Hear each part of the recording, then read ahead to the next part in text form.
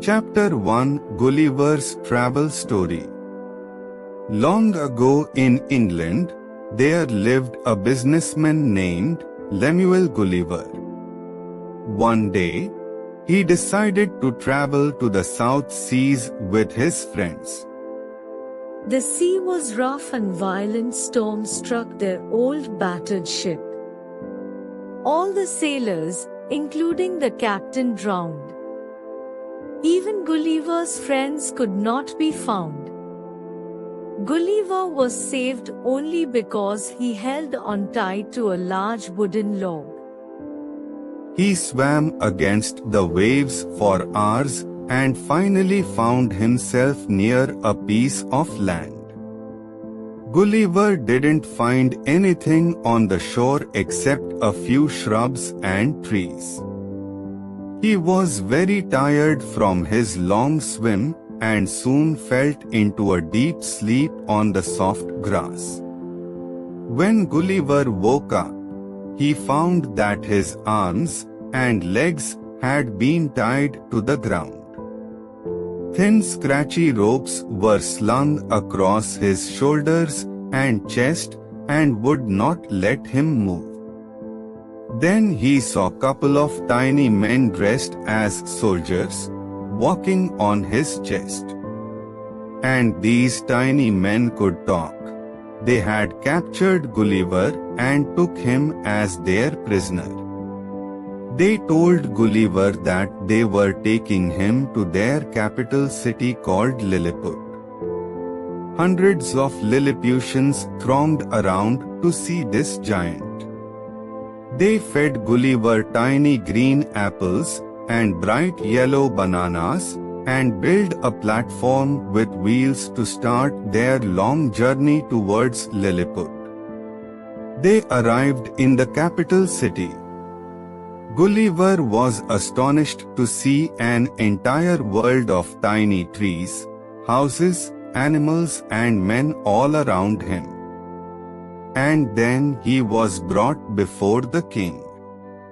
He knelt down before the king and asked him if he could stay in Lilliput. The Lilliputians no longer thought that Gulliver was a giant sent to destroy them. They started to trust him. One day, the king invited Gulliver for his birthday celebrations. Suddenly, a fire broke out in the palace. Gulliver pulled a stone fountain from the garden and poured the water on the flames. The Lilliputians were very pleased with him, and so they decided to build a house for him. After some days, Gulliver saw a fleet of ships from the neighboring land of Blefusca coming to wage war on Lilliput. Gulliver waded through the water to stop the Blefuscan attack. The spears hit Gulliver like tiny needles and had no effect on him. He took a deep breath and blew hard, and the ships toppled over like little toys. The Blefuscans were defeated. Gulliver was declared a national hero, and a huge celebration was held in his honor. Then one morning, as Gulliver was sitting by the sea, he saw a huge log floating out on the water, and he was reminded of his family. Gulliver expressed his wish to the king to return home. The king ordered his men to build a ship for him. The Lilliputians used the log to make a beautiful boat. All the Lilliputians gathered on the dock to bid farewell to Gulliver. They gave him some animals as gifts: cows, horses and sheep. They made sure that he had sufficient food and other necessities for his long journey. Gulliver bid the Lilliputians farewell. Gulliver was sailing for many days until finally he spotted a ship. They rescued him and brought him home to England. His friends were amazed to see the tiny animals. Gulliver told them of his adventures in the land of Lilliput, and because his memories were so fond, Gulliver decided that he would travel back to Lilliput again soon. Chapter 2 Robin Hood Story. Long ago, in England was ruled by a wicked, greedy Prince John. He ordered the Sheriff Nottingham to tax the people so heavily that some were forced to become outlaws. Two of the most famous outlaws were Robin Hood and Little John, who would steal the tax money from the sheriff and give it back to the poor. One day Prince John was traveling by coach to Nottingham to pick up more tax money. He was so busy counting his gold that he didn't notice he was passing through Sherwood Forest, the home of Robin Hood, nor did he see that Little John and Robin Hood were watching him from the tree. "Look at all that gold, hey Little John.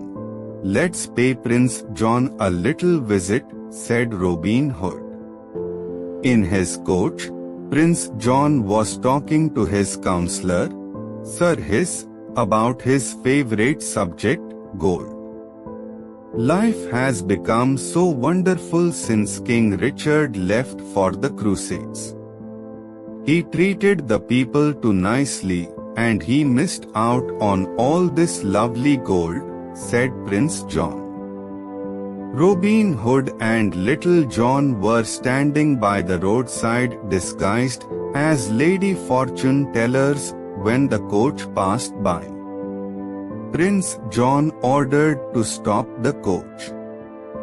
While Robin Hood told Prince John's fortune, he slipped the royal rings off his fingers, and Little John helped himself to the prince's gold. Prince John never ever knew he had been robbed until Robin and Little John escaped. Meanwhile, the Sheriff of Nottingham was busy collecting taxes. He even took the coin that Mrs. Bunny had given her son, Skippy, for his birthday. The sheriff had no heart. Robin Hood didn't think little Skippy should go without presents on his birthday, so he gave his bow and arrow and his big hat as a gift. The first time Skippy tried the bow, his arrow flew over Prince John's castle wall. On the other side, he saw Maid Marian and Lady Cluck. Even though Marian was related to Prince John, she saw Robin's friend. Long ago, they had been childhood sweethearts. One day, Robin's friend Friar Tuck came to Sherwood Forest with some news. Prince John is having an archery tomorrow. Maid Marian will kiss the winner. Everyone knew that Robin Hood was the best archer in all of England. The next day, two strangers appeared at the tournament, a stork and a duke. Nobody will recognize us in these disguises. I will win the tournament and the kiss, but no one will know the winner is Robin Hood, said Robin Hood. Soon the stork and the sheriff were the only ones left in the contest.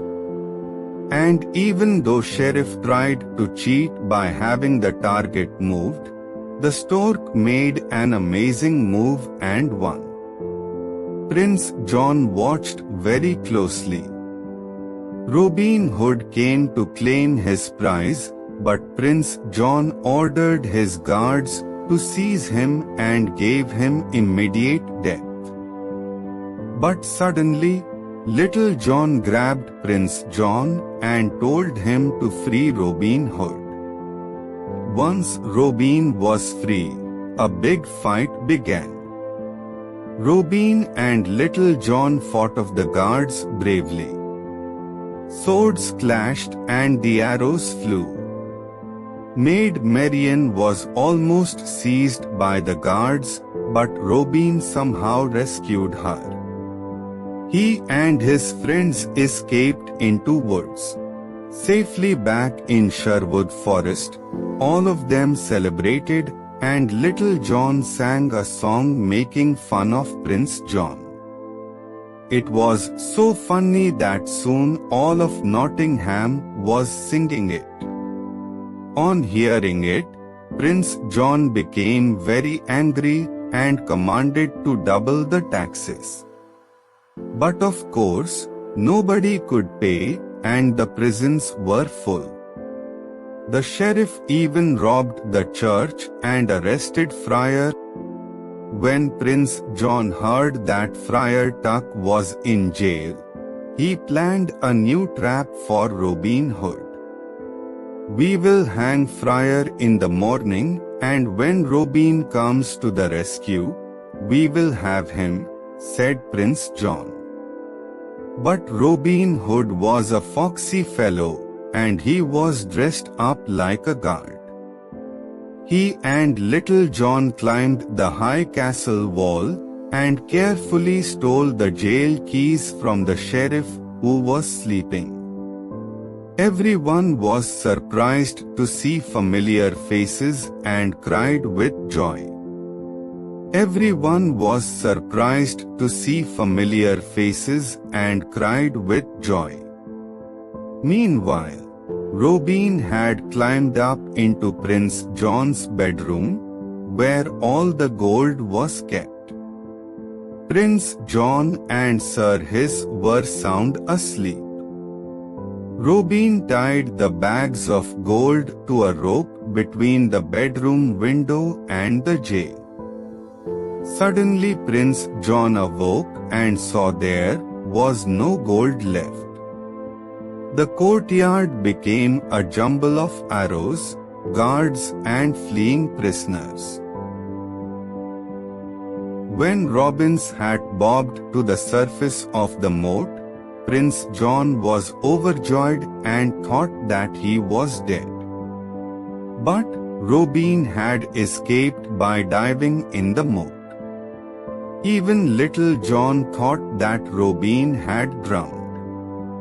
But suddenly, Little John saw Robin and was overjoyed.